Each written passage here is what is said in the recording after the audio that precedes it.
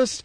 Let's talk ideas now with Ben Young, Waggy.com, BWAGY.com. Ben, good to have you in the Kiwi studio. Good morning. Yeah. It's been a while. It's been a few weeks. Huh? Last week you were snowed in Dunedin. Yes, terribly sorry. I should have texted you to let you know. I completely forgot. You're probably out making snowmen or something. Yeah, we did that for a bit, but then it got a bit average. Yeah. we were literally stuck in the middle of nowhere and we couldn't get out. Yeah. But it was good to have a few days downtime. Yeah.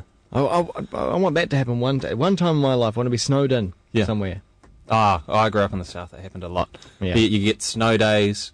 The best were when it was flooded, because that would last for a week, right? Like snow, You have to go to school for a week. Yeah. Yeah. But it was interesting. 2 weeks ago, I was talking to one of my friends who's just been engaged, and her fiance's a builder of some sort. I'm not sure the specifics, but he had a snow day. And I was like, what? I haven't had a snow day since I was a kid. That's awesome that professionally, like, can't work, guys. It's a little bit rough. Exactly. All right, well, today we're talking about a Starbucks, electronic Starbucks swipe card that went everywhere. Yeah, so a guy called Jonathan Stark, he was researching mobile payments, and on his iPhone he had the Starbucks app, which allows you to create an account and you get a special card. Right. And kind of electronic card. Yeah, electronic card. And you just swipe your phone over at purchase when you go to buy your coffee, and it will just automatically bill your account. Do they have them in New Zealand? I'm not sure. I don't think so. Kind of like the Air New Zealand M-Pass, if you want to board very quickly. Okay. They've got one for phones too. Yeah. So he thought, I wonder what would happen if I take a screenshot of this and tweet it. Can someone else use it? And, well, of course they could. Yeah. I mean, it's just a barcode, right? Yeah. So just sharing it and displaying it on your phone would work then. Yeah. So he tweeted it, and a couple of people went and tried it, and they used it, and it seemed to work. And after a few hours, there were more and more people using it. So we had to go back and top it up $20, $50 a couple of times. So he was paying for everyone's coffee? Yeah, he was initially. But then more and more people started tweeting it and using it. But what happened was, I think it was about 1 in 3 people were actually putting in a decent chunk of cash, like $20 or $50 on there. So they'd buy a coffee and then put $20 or $50 on to pass it on. And in doing that, they were understanding that they were giving other people free coffee. Yeah. They didn't think that they had their own account or anything. Yeah. Okay. Yeah. Huh. And so this just kept happening. People kept putting money in, other people kept using it, and people were sharing their stories about what they were doing. But anyone could get their own account, right? Yeah. Their Anyone own could get barcode. their own account. Yeah. They just want to be part of the experiment. Yeah, they want to be part of the experiment and passing it on. Yeah. And interestingly, in the first 2 days, $3,664.24 were used.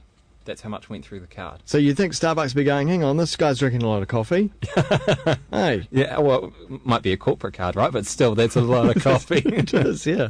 Yeah, they'll be looking at the card usage and see it going all around the world. Yeah. So they actually ended up closing it down because they were worried about fraud, which is a bit disappointing, really.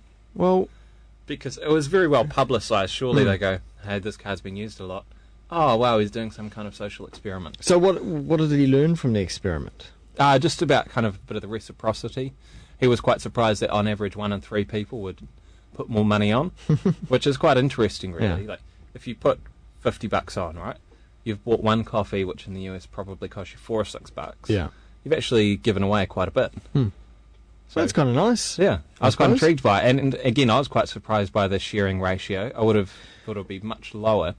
Maybe that's a nice idea of a public account, yeah, so that if you've, for some reason, that day you find yourself short of cash, Yeah. you can fall back on a public account that people put out there for the public good, for people to use, in case they are short of cash for a Could day. do.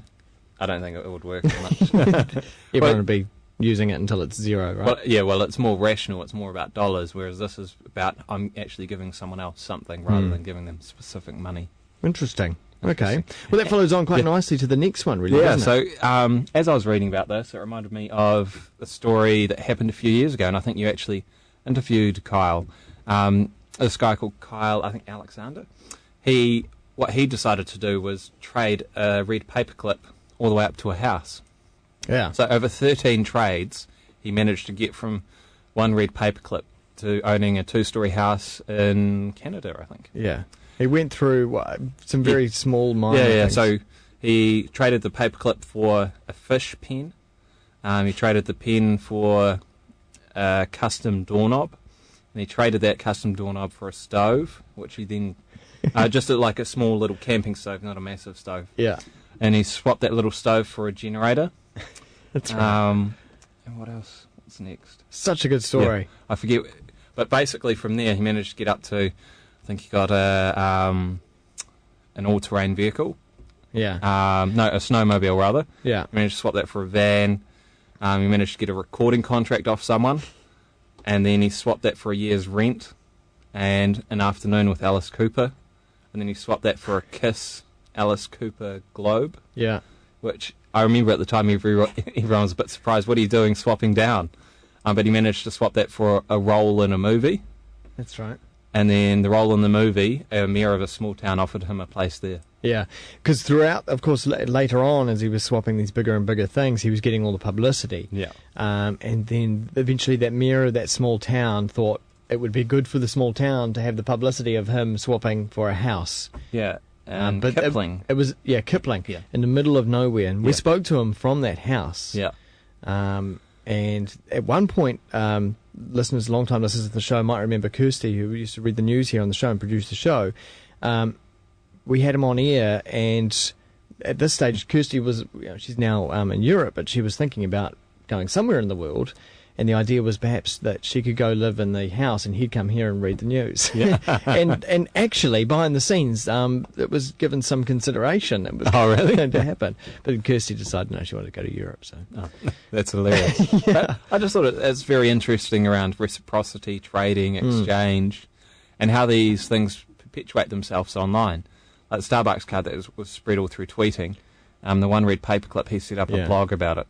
And he did 13 trades over a year. And it's the sort of thing that you can only really do once. I think there were a few copycats, but none of it really took off. Yeah, once it's been done, it's a little bit harder. Yeah. Which is almost part of the downside of the internet. Once it's massive on the internet, everyone in the world knows about it.